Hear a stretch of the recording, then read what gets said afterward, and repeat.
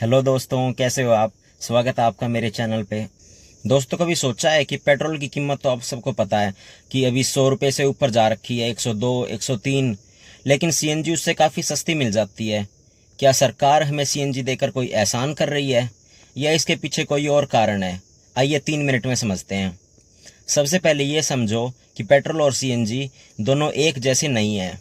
Petrol कच्चे तेल यानी क्रूड ऑयल से बनता है और भारत अपनी ज़रूरत का ज़्यादातर कच्चा तेल विदेशों से खरीदता है, मतलब डॉलर में पैसा देना पड़ता है।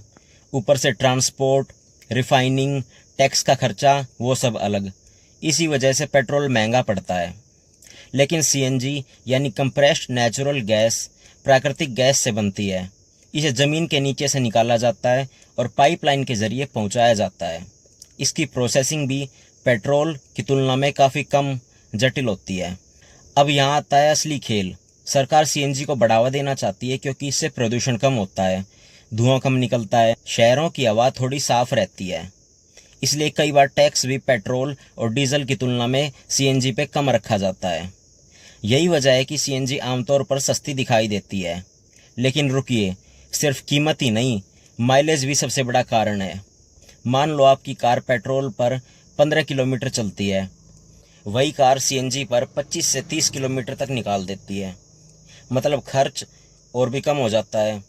इसलिए आजकल इतने लोग सीएनजी कारों की तरफ बढ़ रहे हैं। लेकिन सीएनजी के कुछ नुकसान भी हैं, जैसे पावर थोड़ी कम महसूस होती है हमें गाड़ी चलाते वक्त, और जो बूट स्पेस होता है वो भी थोड़ा कम हो जाता है क्योंकि हमें सिलेंडर रखना पड़ता है डिग्गी में।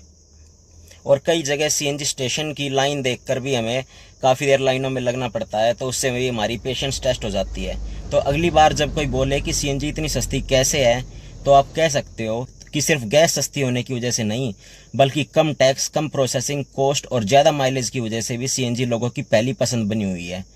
वैसे आप क्या चलाते हो, पेट्रोल, सीएनजी, ईवी या डीजल? कमेंट में ज़रूर बताएं।